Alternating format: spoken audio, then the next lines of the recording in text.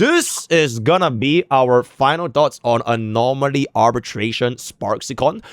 Before we are gonna be actually getting Sparksy herself coming next week. We have pretty much tried out all of our different team comps, all of our different zero cycle, which is obtained on our first try. Version 3 DPS, non-version 3 DPS, pay-to-win account, free-to-play account, all the kind of account. So here are gonna be a brief summary for what I feel, right? Number one, let's just talk about the Knights, since I'm gonna be using my free-to-play team to clear the Knights in the background.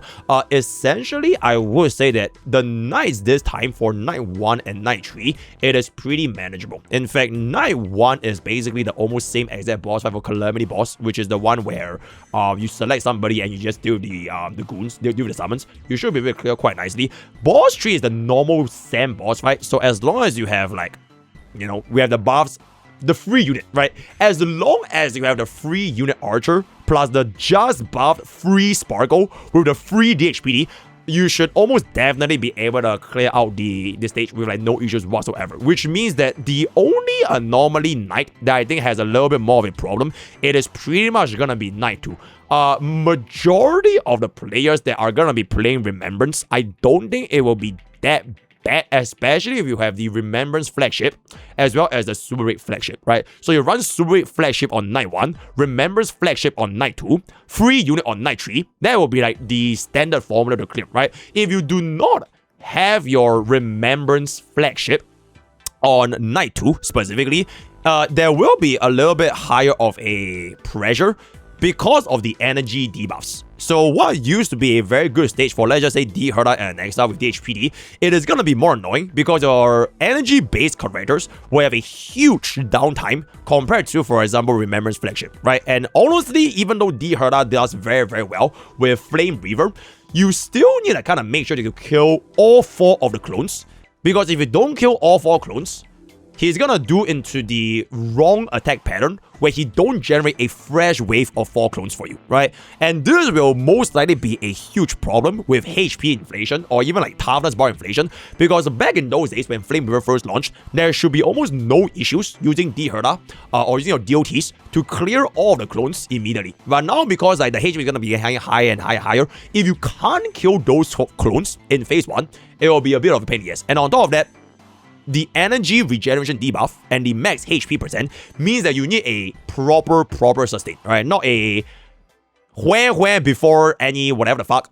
If you are gonna be not running high scene, right? If you're not gonna be running DHPD, the options are gonna be very, very limited. So I would say Night 2 is definitely the more difficult stage. For this wave right now, you guys can see, the wave 1 is also kind of annoying because they hit extremely hard.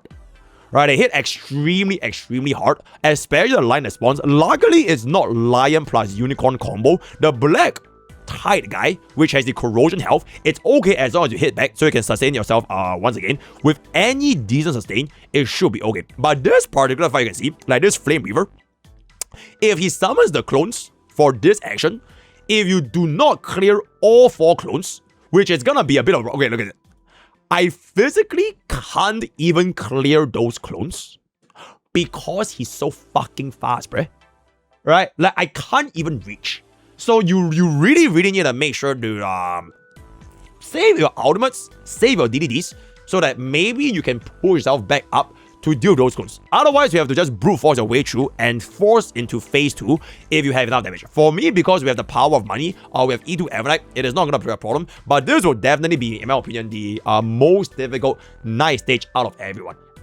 Oh boy, Team did not get it out, guys. Oh boy, Team did not get it out. So, yeah, Night 3, like I mentioned, Archer should be completely fine. And although I would say Archer, you can kind of run, bro, any side you want, right? Archer can also be ran in side 1. I think side 2 Archer is a little bit more annoying because he might not clear the clones fast enough. So if you want to run something else, it's fine. But I would say for side 3, Archer is like the most in his element because he dispels Firefly's toughness bar state almost instantly, right? He is the most efficient skill point unit, most efficient DPS for Night 3. But if you don't want to use Archer, if you have other means, like DOT has been doing very well. I think DOT is a team called, in my opinion, still top 3 teams of all time HSR because they always have additional DOT upgrades, and there are shield environments for DOT, or non-shield environments where DOT units can still perform. So for all 3 different nights, although DOT might be, maybe you want to use DOT night 1, you could also just run DOT in any other places, right? So those are gonna be our 3 different nights. Let me just let this yap for night 3. Okay.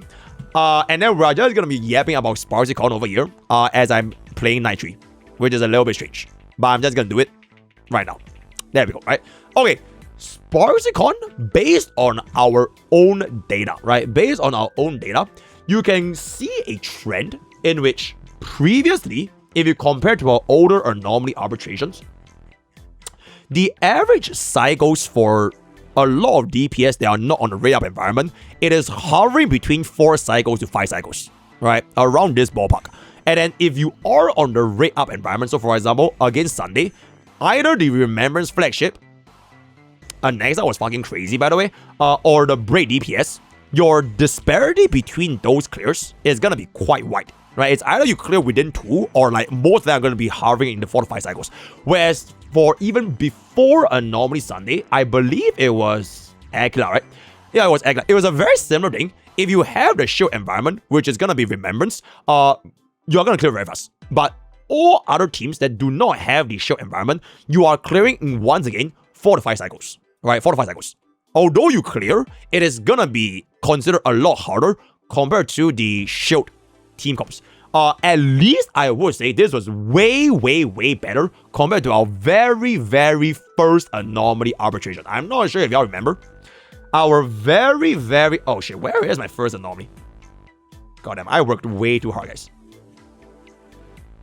Oh yeah, maybe I don't even have it. The only one I have is gonna be right here, right? So this was with full E6 S5.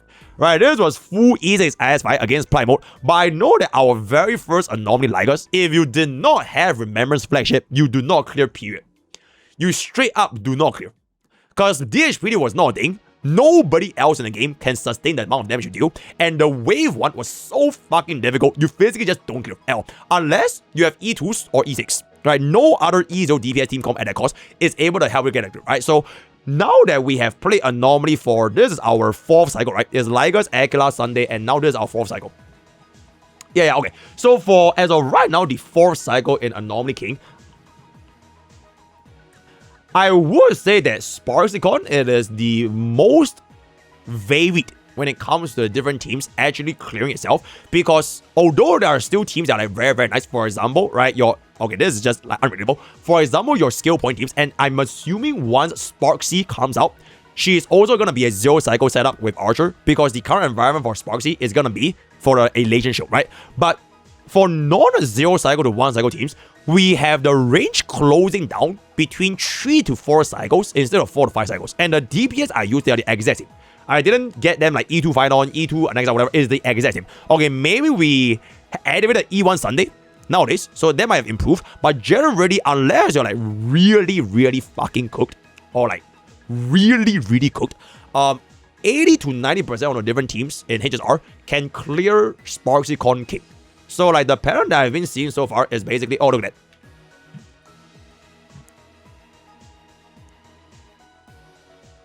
Oh my, this is 0 cycle. Oh shit. Yeah, so my bottom line is basically Anomaly Arbitration King is getting more and more accessible to different team comps, which is a good thing in my opinion.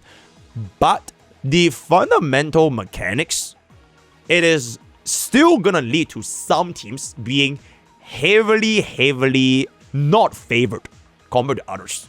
So for example, D Herda against SparxiCon is like, bro, it's just cooked, right? It's really just cooked. So there will always be like some pockets of time in your account, because you can't have every single team, right? Eventually there's gonna come a day where like that team that you played can no longer clear King, at least compared to other DPS, which kind of brings me back into like the main point of this. If you do have enough determination to stick with the teams that you want to play in, I think that would be a very cost-effective way in investing in HSR. This is not so much for SparxiCon and King itself, but more so like the investing philosophy. So for example, right, if you take a look into our cost for our King Killer, our 8 cost team, this is 8 cost Remembrance Flagship, right? the team of all teams, right? As long as you invested in Remembrance Flagship, you had the best clears for the past 3 Anomaly Arbitration, right? Now, the gap is no longer that wide anymore. This is 8 costs, right? 8 costs Remembrance Flagship. Granted, it is our free-to-play account. I think if I have casuals on my own account, it should probably be a 2 or even 1 cycle. But it is no longer just about getting that specific unit on that team, because if your other teams also had good amounts of cost investments, let's just say, for example, I got an E2 Final. I am absolutely fucking positive E2 Final is able to clear in 3 cycles, if not even less, right? With the same level of care and investment. So that is kind of like my point. All these different teams, if you want to give them that level of upgrades, you don't have to force yourself playing flagship all the time. Which is why I am absolutely determined that my free-to-play account, I am no longer going to be giving a shit about Elation Flagship. I'm not even going to pull in version 4 until I can't 3-star endgame content, which is MOC, Pure Vision, and APOC. Then as of right now, it is going to be sticking with my old Remembrance Flagship, my D-Herda Anexa, which is really cheap by the way, they're both E0, S0, and my free team, right? My free Archer, Sparkle, DHPD, as well as RMC. Then whatever team comes out after playing Arcadia, which is going to be IPC Island, we'll see how that goes going forward, right? So that is gonna be my quick little yapping session for SparxiCon, King, TLDR. Don't believe in the flagship. Don't believe in the cost analysis, because 8 costs in terms of diversity versus 8 costs in terms of like idleness, it is the same fucking photo, right? Just play what you want to play. And King has been very, very fun so far. So looking forward to when Sparxi comes out next week. Fortnite tomorrow. No war. Peace, I think. I hope. Use code BOKE for 10% gamers ups. Bada boom, bada bing, bada bang. Thank you. E1 Archer is not free. Okay, here is why you're wrong, right? Here is why E1 Archer is free, right? The reason why E1 Archer is free, if you take a look over here, what do you see here is dream, right? It is literally a dream, right? Last time I checked, a dream is not reality. It means it's fake. It doesn't exist, right? So even if you do own E1 Archer, shit does not even exist. Therefore, E1 Archer is basically free. Thank you. Yo, Adder, keep this by the way as an out.